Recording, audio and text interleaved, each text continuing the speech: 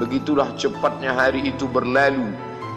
Hari berubah menjadi pekan, pekan menjadi bulan, bulan menjadi tahun, tahun menjadi windu, windu berubah menjadi abad. Yang mati hilang, yang dulu hidup kaya, hari ini hanya tinggal kenangan saja.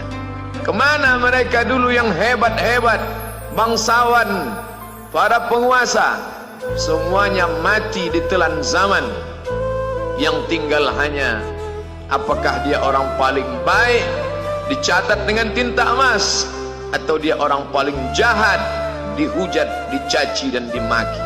Harimau mati meninggalkan belang, gajah mati meninggalkan gading, manusia mati meninggalkan nama, nama yang baik atau nama yang buruk. Wa tilkal ayyamu nudawiluha bainan nas. Demikianlah hari demi hari kami pergantikan di antara manusia. Untuk apa hari ini dirubah Allah Ta'ala?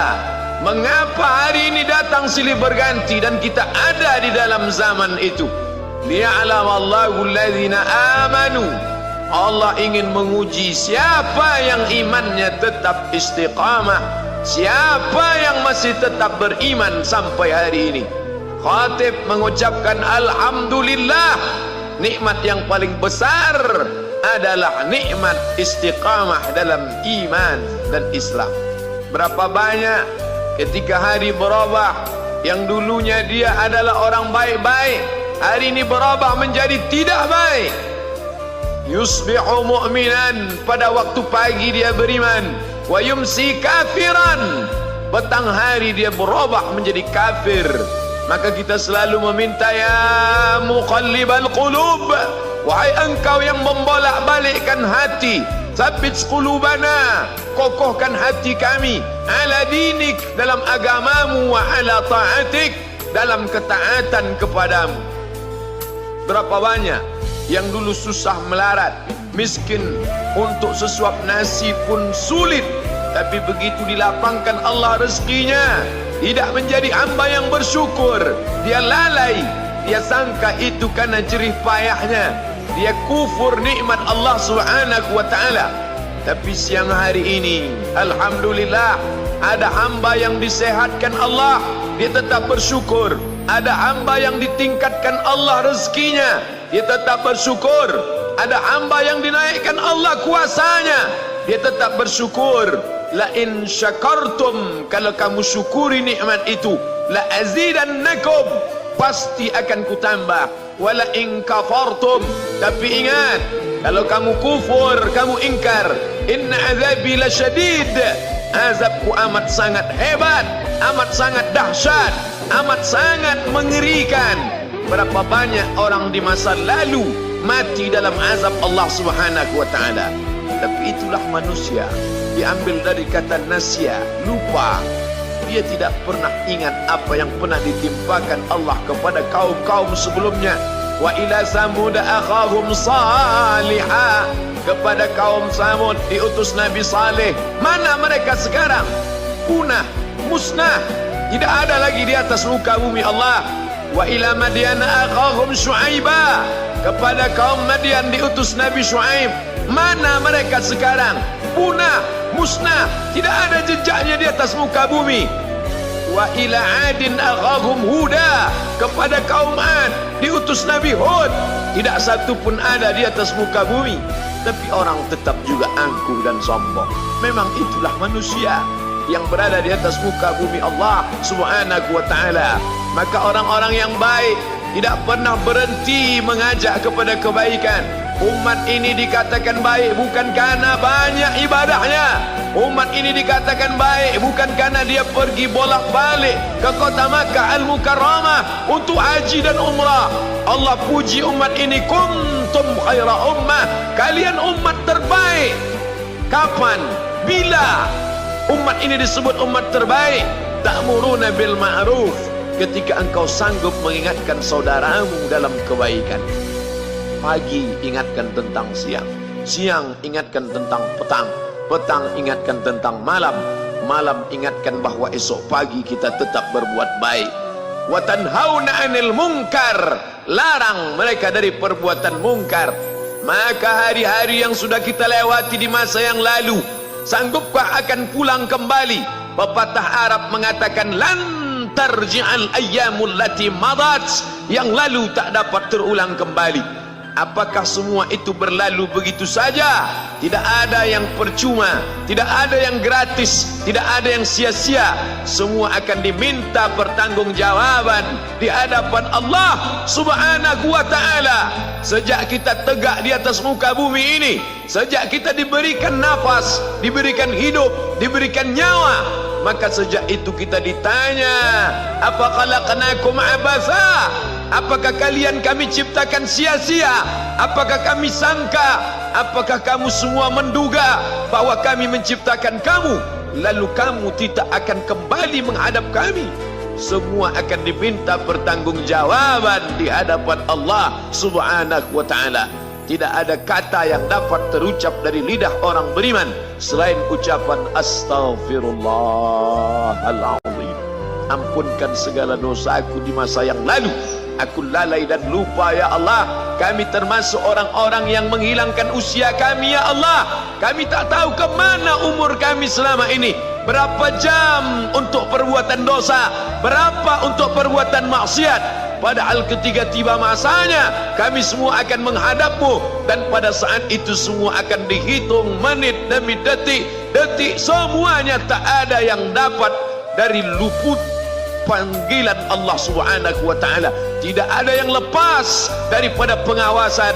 Inna alaikum lahafizin, bersama kamu ada malaikat hafazah kiraman mulia, katibin mencatat, ya'lamuna ma taf'alun, dia tahu semua yang kamu lakukan. Betapa waktu-waktu yang lalu itu tak dapat kita tebus dengan apapun selain kita perbaiki di masa yang akan datang. Tingkatkan kualitas salat berjamaah, tingkatkan membaca Al-Quran. Andai usia kita sudah lanjut, tak dapat kita jemput, maka kita didik anak cucu generasi akan datang menjadi generasi yang Qurani dan Islami. Sab'atun yudhilluhumullah, ada 7 di antara yang dapat naungan Allah. Yauma la dhilla illa dhilluh, hari itu tidak ada naungan kecuali naungan Allah Subhanahu wa ta'ala. Di antara yang mendapat naungan itu adalah syabun, anak muda, nasya'a fi ibadatillah, anak muda yang tumbuh beribadah kepada Allah Subhanahu wa ta'ala.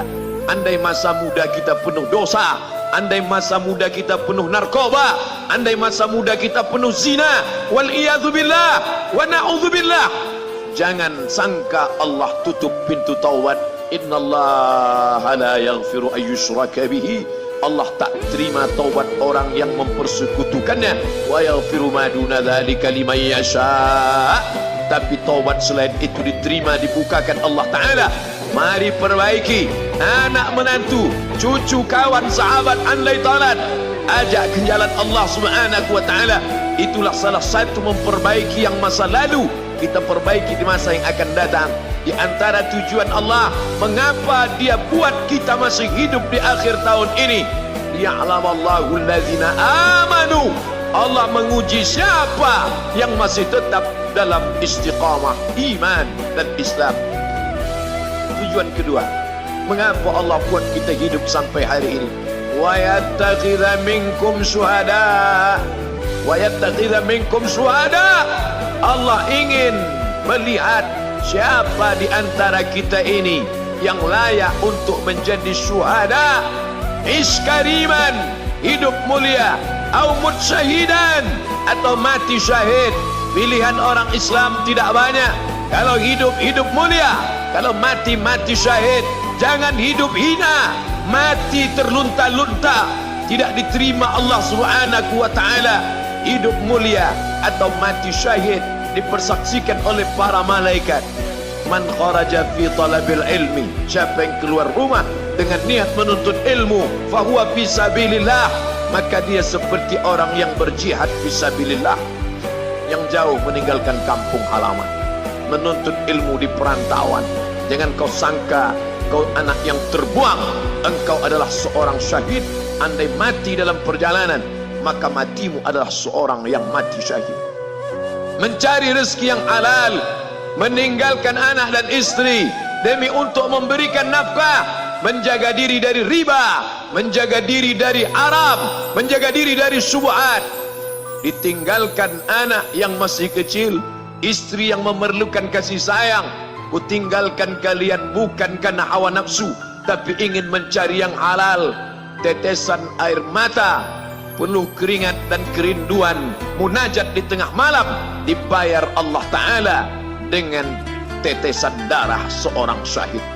Man mata duna malihi, siapa yang mati membela kehormatan hartanya, fahuwa syahid, maka dia mati syahid. Betapa seorang yang susah melarat hanya untuk menjaga diri dari yang haram dan syubhat, Allah muliakan dia. Inna akramakum indallah, yang paling mulia di antara kamu di sisi Allah, atqakum, yang paling takut kepada Allah. Ramai kita di rumah Allah ini, yang paling kaya kah yang paling mulia? Tidak. Yang paling ganteng dan paling hebat kuasanya kah yang paling mulia? Bukan.